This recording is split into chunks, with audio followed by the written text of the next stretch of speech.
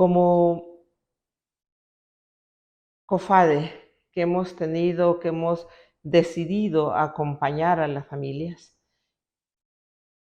por supuesto, cuando ellas así lo desean, creemos que hemos cumplido una acción, una determinación y un compromiso. Y eso también nos reivindica y nos reconforta en nuestro accionar. Este evento puede ser catalogado como un acto sin precedentes en materia de derechos humanos para el país. ¿Y por qué? Es un acto sin precedentes por dos razones. Una, es la primera sentencia donde el Estado, o mejor dicho, el gobierno en representación del Estado, asume la responsabilidad plena de los delitos y de los cargos y de las violaciones de derechos humanos que ahí se contemplan. Y lo otro es que para nosotras es la primera condena que se complementa. Una es, como se deja claro que como no hubo ninguna,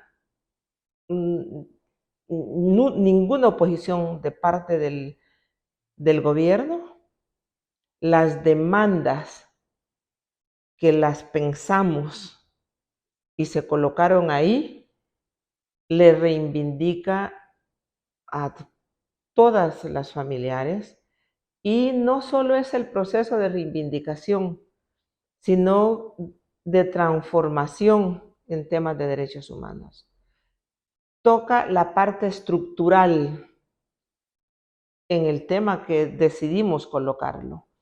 Eso fue un trabajo bien pensado que no es solo de cara a la familia, sino de cara a las necesidades del pueblo, a las necesidades de fortalecer el Estado de Derecho, pero sobre todo el Estado de los derechos humanos.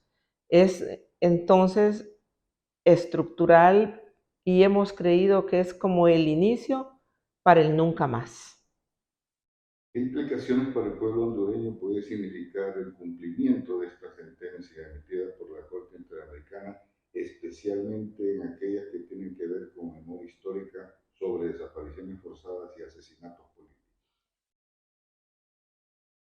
Es sentar el precedente, que los hechos no se deben repetir porque los pueblos no se les puede tampoco permitir que olviden, porque el olvido se convierte en complicidad y luego se transmite y se implementa la impunidad.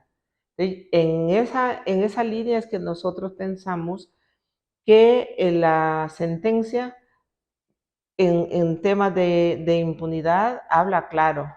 Por ejemplo, admitir la investigación y llegar hasta la cadena de mando nunca antes se había visto y nunca antes se había pensado.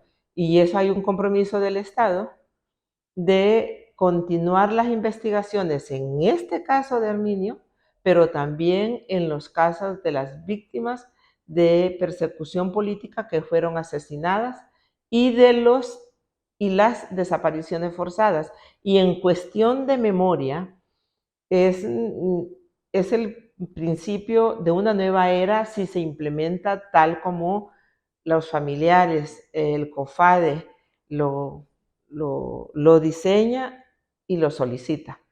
¿Qué quiero decir con esto? Que la memoria no solo es un discurso y se debe iniciar por la recuperación de sitios históricos que marcan la historia, y ese es el principio del nunca más.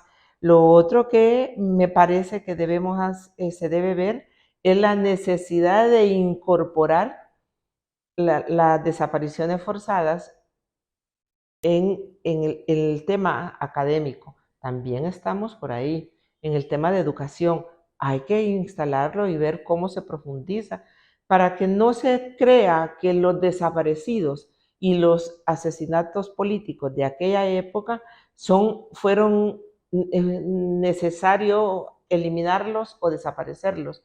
Que sepa la humanidad de nuestro país principalmente que fueron hombres y mujeres pensantes, que fueron hombres que pudieron haber dado todo y mucho más de lo que ellos mismos imaginaban que eran capaces de dar. Y que el enemigo supo detectar y supo identificar que era necesario eliminarlos para que su proyecto neoliberal continuara. Esos hombres y esas mujeres tenían conciencia de clase y pagaron con su vida ese nivel de conciencia. Usted prácticamente adivinó la línea del entrevistador, porque le iba a comentar que este hecho a nivel histórico confirma que Honduras tuvo una política de Estado para eliminar liderazgos sociales que aspiraban a cambios importantes en el país. Ahora, ¿qué tienen en común Herminio Deras, Tomás Mativí y Fidel Martínez? Son de la misma escuela. Ellos fueron un semillero que estaban apostando al trabajo colectivo, a los cambios sociales, a desmontar poner en evidencia la doctrina de seguridad nacional que en ese momento era desconocida y enfrentar el peligro si era necesario porque estaban conscientes estos tres hombres, igual que muchos más, que podemos hablar, Roberto Fino, por ejemplo, podemos hablar de Félix Martínez, para decir algunos nombres, estaban conscientes que la vida se les podía ir. Es más, Tomás literalmente lo dejó escrito, pero que su obligación estaba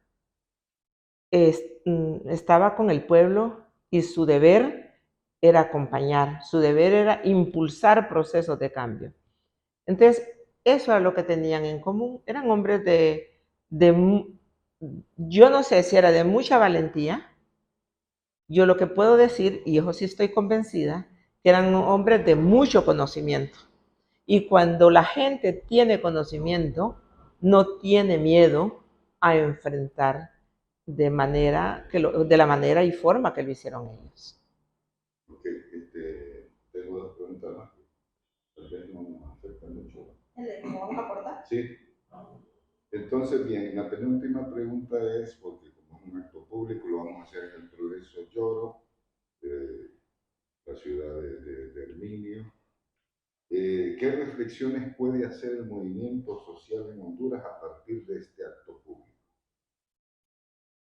Para algunos que no desmayaron en esa línea trazada, especialmente las familias, la familia de Herminio, es continuar. Para algunos otros del movimiento social es reflexionar para incorporarse. Y creo que para la mayoría de nosotros que estamos involucrados en esto, es no dejar que el tiempo es el mejor maestro o maestra.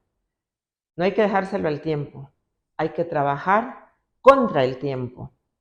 Y creo que también nos permite analizar, también nos permite reivindicar a cada hondureño y a cada hondureña nos va a permitir esto, que reivindiquemos a esos hombres, a esas mujeres que ofrendaron su vida pensando en que un futuro para Honduras sí era posible, un futuro con dignidad, con justicia, con salud, con educación y sobre todo con amor. Bueno, finalmente, doña Berta, COFADE se ha convertido en una organización que por más de 40 años ha litigado ante el sistema interamericano representando a las víctimas de las desapariciones forzadas y asesinatos políticos. ¿Qué lecciones y qué experiencias ha logrado acumular el comité en este proceso de acompañamiento y lograr sentencias? Mire, yo sí creo que hay una acumulación de conocimiento. pero yo creo que la mayor acumulación es invitar al pueblo a la persistencia. Llevar casos ante el Sistema Interamericano de Derechos Humanos es estar dispuesto a persistir. Y eso lo lleva también a resistir, porque las sentencias de casos ante el sistema interamericano tienen también un efecto. Y es un efecto que lo molesta a uno. No olvidemos que estamos ante un sistema casi intacto como se inició. O sea, los grupos de poder económico, los grupos de poder fáctico, los grupos religiosos y los grupos que mantienen las armas están intactos porque nunca han sido llevados a los tribunales.